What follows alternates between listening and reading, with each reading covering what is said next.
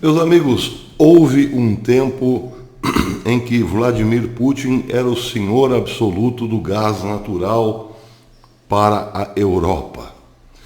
O gás que aquece os gélidos invernos europeus estava praticamente todo ele na mão de Vladimir Putin. Houve um tempo em que Vladimir Putin era o soberano absoluto do gás natural. Percebam que o verbo haver está no passado. Houve. As coisas estão mudando.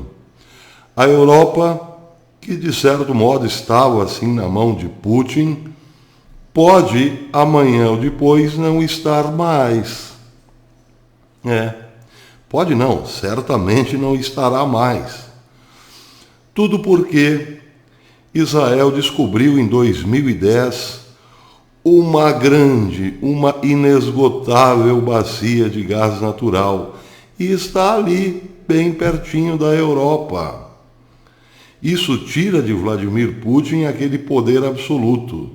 Se Vladimir Putin acordasse mal, acordasse com o ovo virado, como se diz, eu nunca entendi bem o porquê desse ditado, poderia simplesmente subir o preço do gás, como fez em relação à Ucrânia, ou dizer, bem, eu tenho dívidas com vocês, mas eu não pago.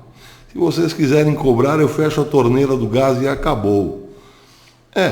E Putin, aliás, deixaria a Europa ainda mais de quatro depois de concluído o seu gasoduto que parte de São Petersburgo direto para a Alemanha.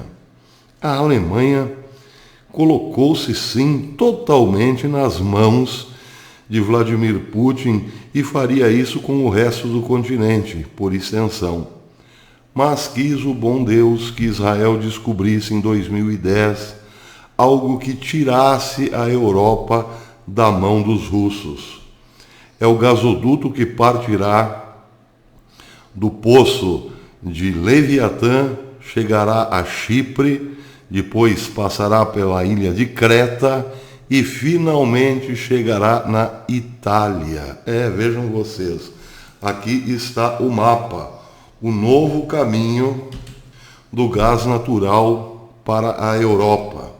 Vocês estão vendo aqui Israel, de onde parte o gasoduto, a ilha de Chipre, depois passará pela ilha de Creta, chegará à Grécia Ocidental e finalmente ao calcanhar da bota. E da Itália pode abastecer todo o resto da Europa. É ou não é uma baita pedra no sapato da Rússia? É lógico que é.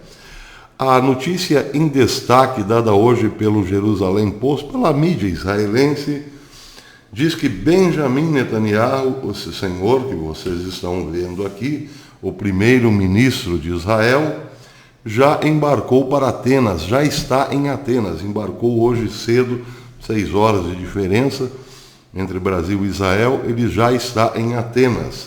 A matéria do Jerusalém Post diz que Netanyahu decolou para a cúpula do gás natural em Atenas para finalizar o acordo entre Israel, Grécia e Chipre.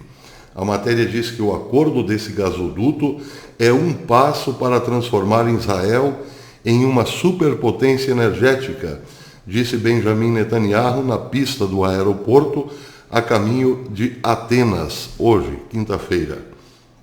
Ele disse, o gasoduto que vamos realizar agora, no qual o ministro da Energia, Água e Infraestrutura, Yuval Steinitz, trabalha há muitos anos, vai revolucionar o sistema, vai revolucionar o cenário energético de Israel. Faltou dizer, de Israel e da Europa. O acordo contribuirá também para a estabilidade regional, acrescentou o primeiro-ministro. Aí fica a questão aí de interpretar essa frase de Netanyahu. Como assim estabilidade regional? Já vamos chegar nisso. O primeiro-ministro grego Kyriakos Mitsotakis e o presidente cipriota Nikos Anastasiades devem assinar um acordo que permite um gasoduto offshore, que é submarino, a partir de Israel para a Europa, passando pela ilha de Chipre. O ambicioso projeto de energia incluirá a construção também de um oleoduto offshore e onshore, em terra, de 1.900 quilômetros, desde as águas de Israel até o continente ocidental da Grécia, via Chipre e Creta.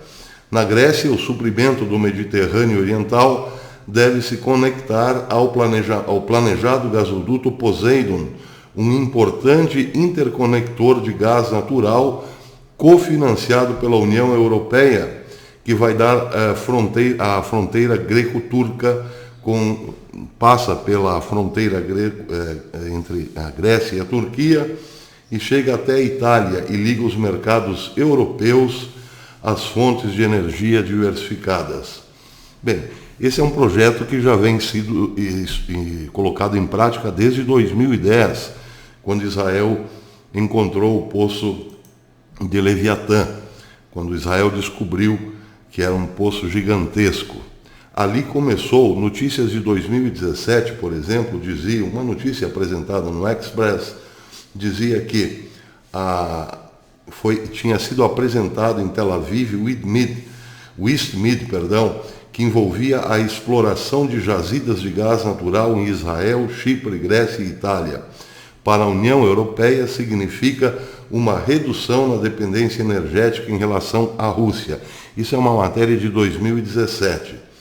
Os governos de Chipre, Grécia, Itália e Israel apresentaram os planos de construção do mais longo e mais profundo gasoduto subterrâneo do mundo, 2.200 quilômetros de canalizações ao longo do mar Mediterrâneo, por vezes até 3,5 quilômetros de profundidade entre Israel e Itália. O projeto designado ISTMID e desenvolvido pela empresa energética grega IGI Poseidon, foi elaborado em articulação com a União Europeia, interessada em reduzir a dependência energética do velho continente em relação à Rússia.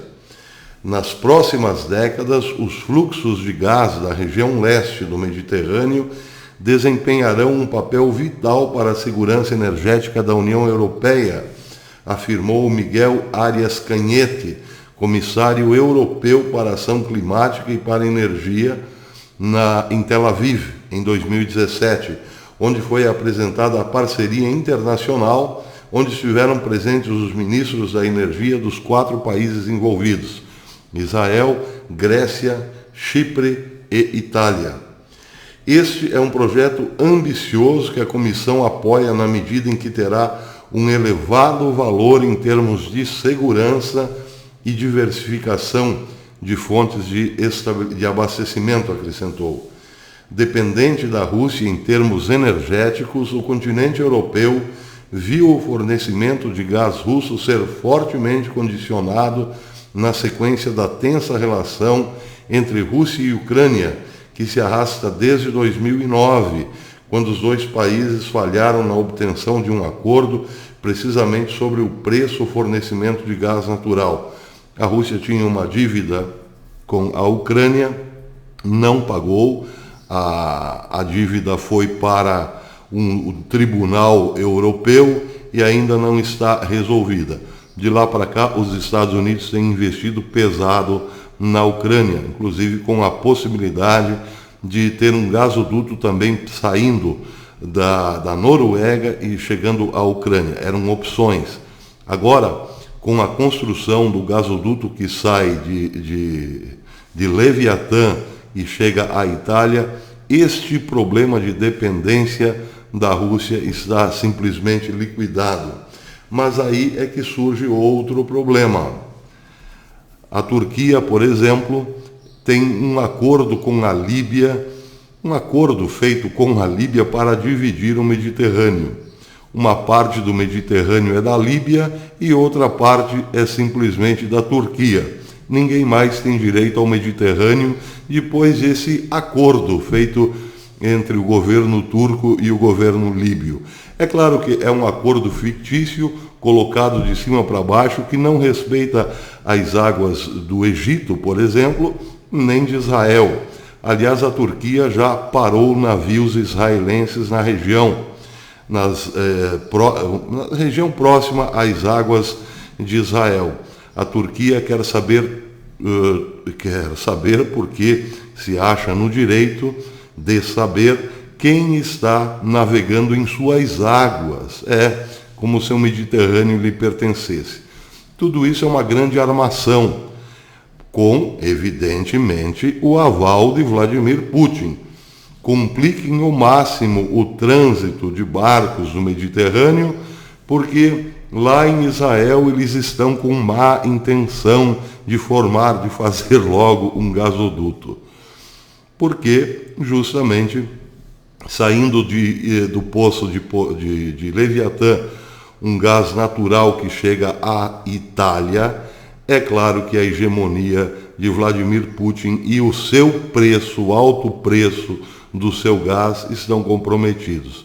É uma questão de interesses. Quando Benjamin Netanyahu diz que esta parceria entre Israel, Chipre, Grécia e Itália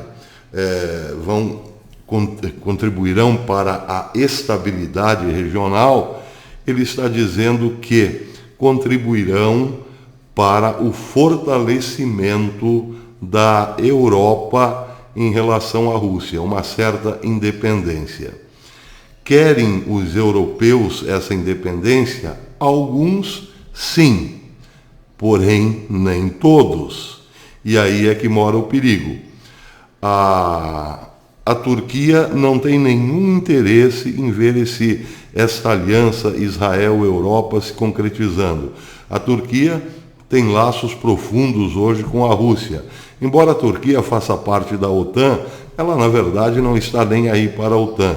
Ela tem um acordo com a Rússia e com o Irã. Hoje formam um eixo, que nós poderíamos sim chamar de eixo do mal. Pois bem, as cartas estão aí na mesa, é um jogo de estratégias. A questão é que ninguém pode parar o desenvolvimento deste gasoduto que sai de Israel até a Europa. Ninguém parará, porque a Europa, afinal de contas, precisa sim de gás e muito gás. Vamos ver agora como a Rússia reagirá. Eu não duvido nada que alguma armação virá depois desta cúpula do gás em Atenas. Alguma armação contra Israel. Palpite, apenas isso, só um palpite. Até depois, amigos.